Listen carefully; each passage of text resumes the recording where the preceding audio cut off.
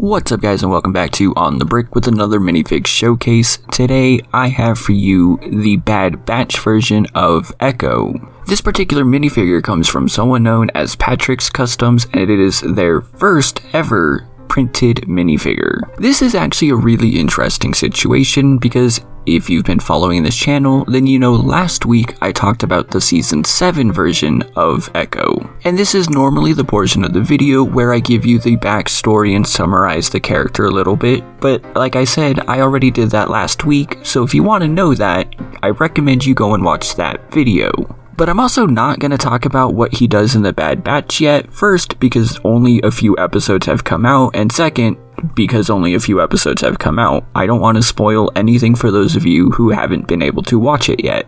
I will take this time really quick to say that I actually didn't know about Patrick's Customs until about a week ago, and it seems that he primarily sells custom play scale sets, a lot of Republic era Clone Wars vehicles. If you know who One Stud is, Patrick's Customs seems very similar to him. They actually sell a lot of similar items and their prices are very similar as well. I haven't actually looked into this yet because the focus today was Echo, but he's got some things I'm interested in. And I'm glad I was told about this Echo because it is really nice. The printing was done by Minifig Madness, but the design does come from Patrick's Customs himself, and it looks really good. Every member of the Bad Batch does have black armor, which does mean making it in minifigure form is a little weird. As in, when everything is black, it's kind of hard to get those details across, but I think this design does a really good job at that. It is a little minimal. This chest is more like what I saw from Big Kid Bricks. It does look a little flat and doesn't have the depth that Bagel Studios version does.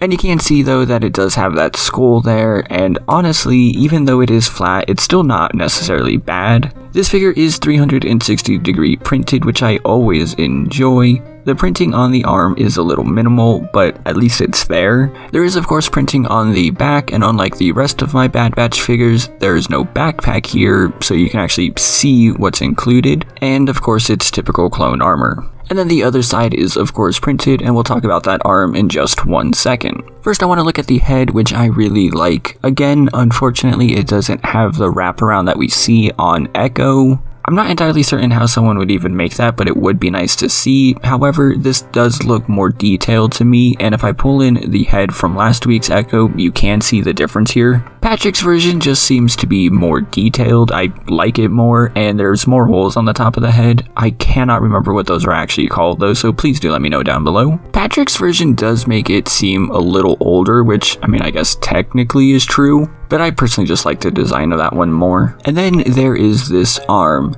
Now, if this arm looks like the one that I put on last week's Echo, that's because it is. This comes from OMV Minifigs, that was hard to say, and he sold these painted on his eBay page, along with a backpack that I'm not sure why it wasn't included knowing that, but oh well. So this arm in particular isn't actually printed, it's painted by OMV himself, and honestly, it looks fantastic. This thing seriously looks so good. And knowing that it was possible to have this kind of just makes last week's even worse. This figure cost just a little bit more than last week's, but it's totally worth it for a much more accurate and much better looking arm. And if you're gonna go out and buy an incredibly rare arm to use for your minifigure, you might as well go and buy one that actually works and looks nice. And I'm really glad that Patrick did because it makes this figure so good. And you know what else is amazing? I purchased this when it released on Sunday, May 9th. And it arrived on that Friday, May 14th. It literally took less than a week to get to me, and that is really amazing, considering that there were purchases I've made days and weeks before then that still haven't shown up. I seriously love that. And it's actually still in stock at the time of making this video, so if you're interested in getting this, the link is in the description down below, and I would highly recommend it. As always, please let me know your thoughts in the comments down below. What is your favorite part of this minifigure or other things from Patrick that you might like? Please do remember to like and subscribe, as well as it helps me out a ton.